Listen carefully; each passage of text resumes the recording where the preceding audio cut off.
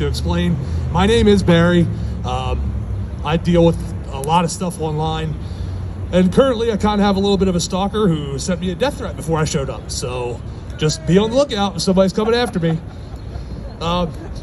So my little speech here, I want you all to just kind of feel what I'm saying, you know? Just this year alone, I've been billed over $150,000 in healthcare costs. For a long hospital stay, insulin, prescription drugs, specialist visits, and the list goes on. And I am insured by my employer. I consider myself lucky for that, but I shouldn't. Every last one of us has a human right to healthcare. You should never in your life fear for bankruptcy or the ruination of your life because of illness or injury. There are others in this world that are kept at arm's length by employers. They can deny them those benefits that are so rightfully deserved by all human beings. Another way that the system is built to keep the needs from those that need them. Our elected officials are, not surprisingly, absent from this march today. And I am reminded of the words of Frederick Douglass, and I quote, "Power concedes nothing without a demand. It never did, and it never will." Today, we are here to demand Medicare for all. We as a people have come to this place in the name of unity and justice to speak the words we must to the powers that be and make our demands known. That the limitations of cruelty and carelessness have been breached. We are demanding an end to the monopolization of our healthcare decisions away from the for-profit private sector and an end to the insufferable runabout we've been led on by corporate dictators. Our health is our right, our bodies and our choice.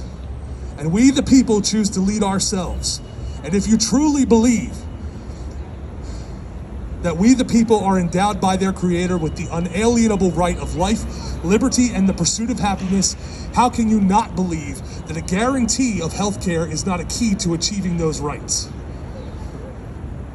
We demand the abolition of healthcare insurance networks, where no matter your geographical location, your care is covered. No co-pays, no deductibles, no premiums, no denial of service for preventative care, coverage for your eyes, teeth, and hearing, drug costs capped at $250 a year, guaranteed mental health coverage, truly getting to choose your doctor because none are out of network, shorter wait times in emergency rooms because preventative care is taken seriously. No more children longing for their parents who are no longer with us. And no more parents seeing their children die for preventative reasons.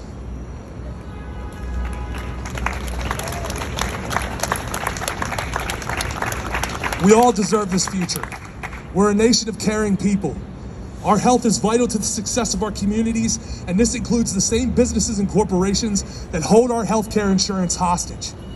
Health and happiness are guaranteed to us by the same document signed in this city 245 years ago.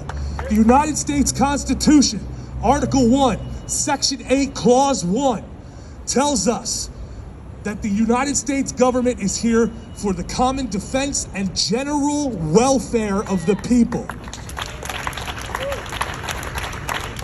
And how can they tell us that they're here for the general welfare when thousands of us die every year because of fear from the cost of healthcare? Currently, U.S. citizens are holding outstanding debt of $140 billion. Sounds like a lot, right? It's 18.5% of the last defense budget.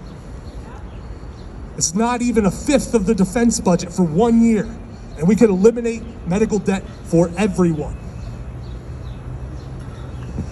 If we can bomb, then we can most certainly heal. If we can invade, then we can treat the sick. And if we can afford new fighter jets, then we can most certainly afford your cancer treatments.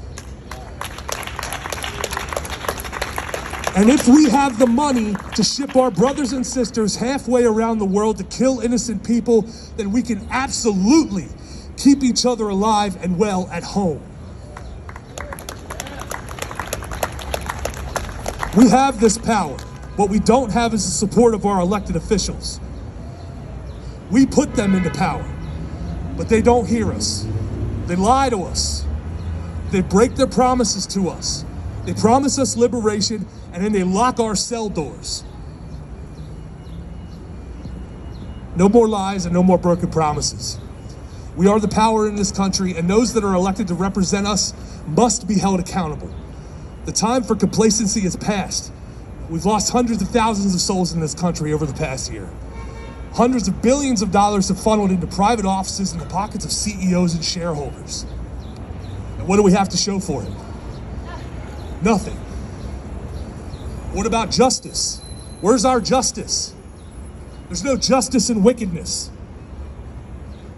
And that's what for-profit private healthcare is. It's wickedness. At its core, designed to keep us down, designed to keep us broke, designed to keep us homeless, designed to keep us sick.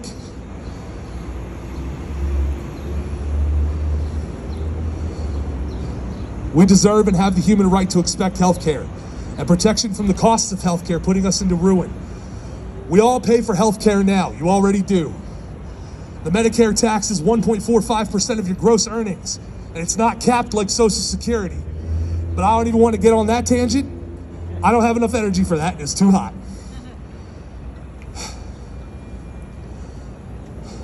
By elevating that tax to a modest 4%, it's only a 2.55% increase, and taxing payroll at a modest 7% for business owners and corporations, we cover much of the cost of this program. Without any additional taxes, most of it's already paid for. 2.55% of your gross earnings. Would you even notice that? That's probably less than most of you are putting into retirement right now. How sad is that? And you can have health care from the time you're born to the time you die. Your parents can have health care from the time they're born to the time they die. Your kids can have health care from the time they're born until the time that they die. And you would never, ever have to worry about it ever again.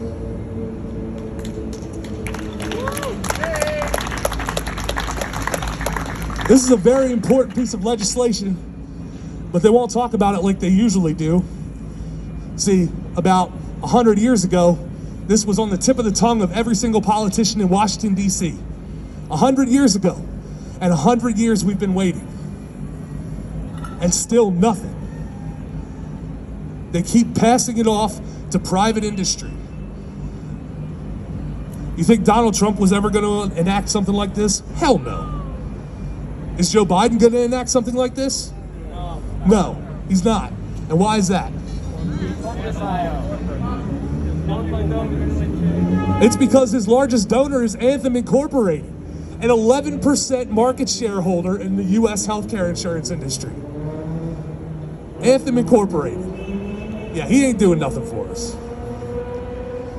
So throughout our history as a nation, we have had this opportunity strung in front of us like a carrot on a stick. The opportunity to guarantee our own protection from the devastation of illness and injury. But continuously, we have lost to the lobbyists and special interests who have garnered our representatives' favors through the money they are making off of our misery. To accomplish our goals, we must be tenacious and unrelenting. We must bombard our elected officials with these demands on a daily basis. Call them, email them, fax them, tweet them, Facebook message them, Instagram message them, take out ads, organize, get billboards, put it everywhere. Don't let them sleep. Your bills keep you awake at night. They should be awake every night.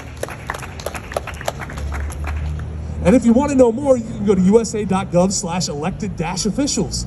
And it can tell you every single elected official that's in, around, and that serves you. Find out all you can. They're our servants. We're not theirs.